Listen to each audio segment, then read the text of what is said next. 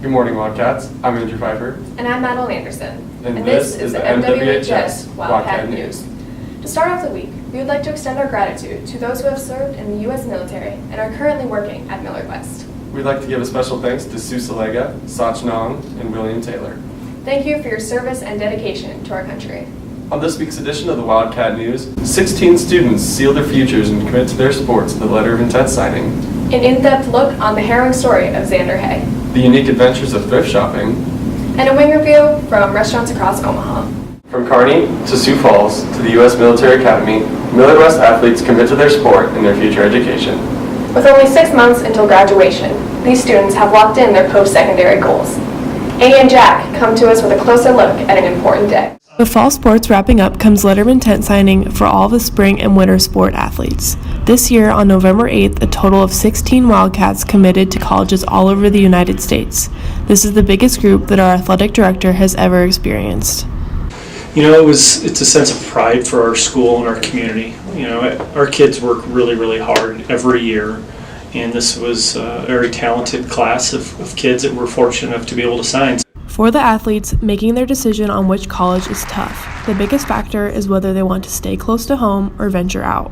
I want to stay close to home. It was important for me that my family could watch me, and I like traveling, and so with Creighton I could be here, but they go to the northeast or the big cities a lot for games. Although Sam's number one priority was to stay close to her family, another student's choice was to run track and field in a whole different region. He not only chose the school for its track program, but also to serve our country. I wanted to commit to West Point because I've always wanted to be in the military first off, and then when I went on my visit up there, I just hung out with the team for a couple days and the coaches, and they were all pretty cool and got along together, and I wanted to be a part of that. Franklin and Sam are just two of the athletes in the 2018 class that would continue their education and athletic careers at the next level. All 16 students have made a huge accomplishment and make our school proud. This has been Annie Punt and Jack Ward with the letter of intent signings. Oftentimes, sports are the center of activities in one's high school career. For sophomore Xander Hay, basketball and baseball occupy all of his time. This playing career unfortunately came to an end after he was diagnosed with an uncommon heart condition.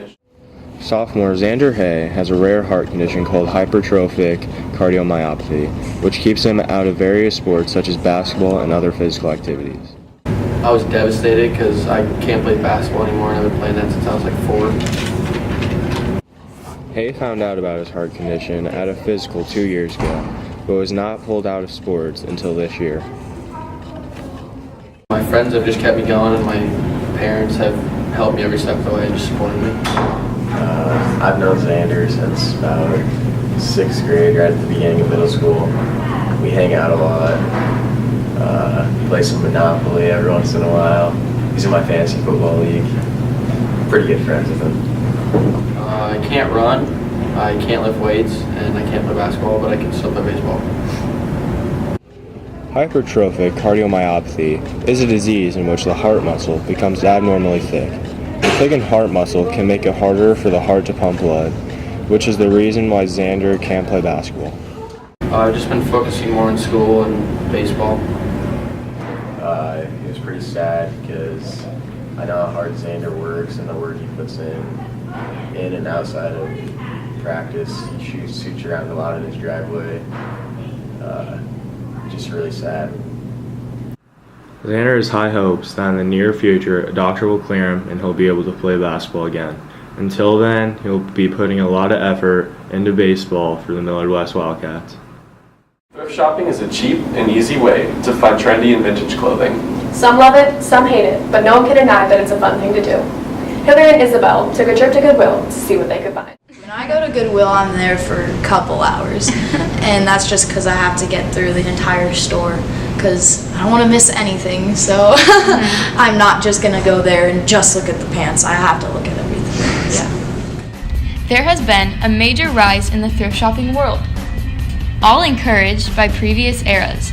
The denim jackets, combat boots, high-waisted pants, the neutral and neon colors have snuck their way into current day style. You know, it's cheap. And I don't know, I feel like you always find cooler stuff from thrift stores rather than I don't know, regular stores. Some of my favorite pieces are from like Goodwill or the Flying Worm, not American Eagle or Pakistan. About 16 to 18% of Americans shop at thrift stores. I probably just do it because it's very inexpensive, and I don't know, it kind of, I don't want something that everyone else has, so when I go thrift shopping, I know that I'm probably going to be the only one that has it, so it kind of makes me stand out. Thrifting is just, it's really good for the environment. It's also nice that you can find something for like $3, where at American Eagle it could be like $50. Most of the time I'm looking for like vintage jeans and like old shirts and sweatshirts and stuff.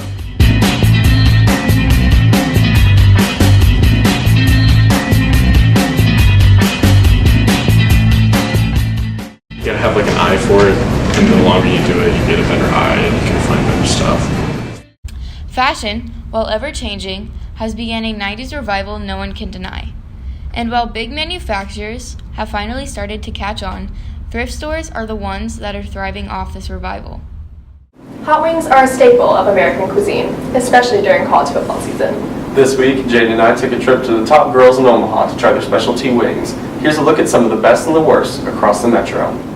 This week, Andrew and I traveled across the 402 to test out some of the most popular wing places in Omaha. Our criteria: nothing but outstanding wings. Our first stop was none other than the most popular wing franchise in the world, Buffalo Wild Wings. Founded in 1982, the Millard-friendly establishment did not disappoint. We ordered 4 of their top sauces: honey barbecue, Asian zing, garlic parmesan, and mild. Next, we dug in and evaluated their best flavors. Asian zing was probably my favorite here that they have.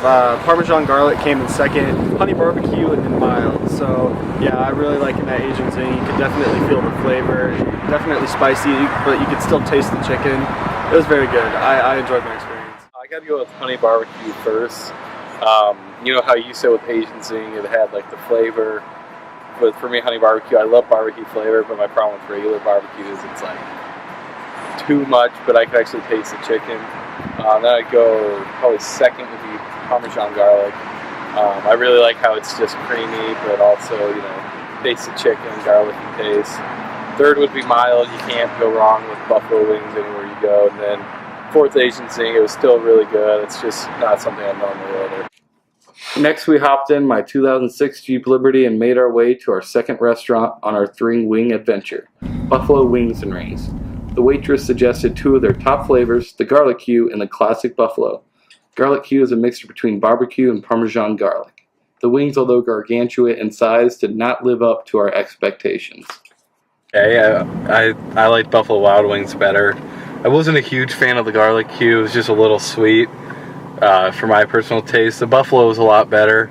It was definitely a lot more different than Buffalo Wild Wings. I probably preferred Buffalo Wild Wings over Wings and Rings. The thing that kind of was the factor between that is the Wings and Rings, their serving sizes were much larger, and I kind of just felt like instead of I was eating wings, it was like I was kind of eating a big chicken breast, kind of like, seriously. It was, the portion sizes are much bigger, and I mean, it's good. I didn't really enjoy one of their top selling sauces with the garlic Q. I didn't really enjoy it that much. Taking a break from boneless wings, our third and final destination was none other than a local favorite by students and teachers here at Millard West, Oscar's. Their bone-in char buff wings are a top seller, flavored with sauces such as buffalo and barbecue.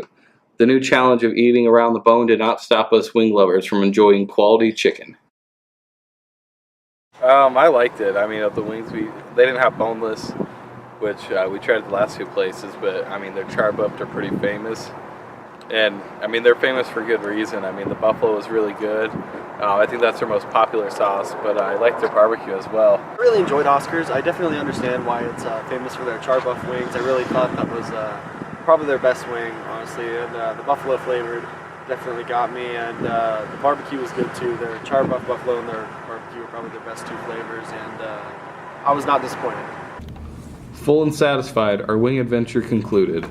All that was left for these 2 journeymen was a stomach full of wings and an opinion on which restaurant took home the crown. After much debate, we both decided that B-Dubs took the win, closely followed by Oscars. They got bad wings. Taco John's has wings. I mean, come on. I know Sonic does. Sonic has wings. There's a world of opportunity out there.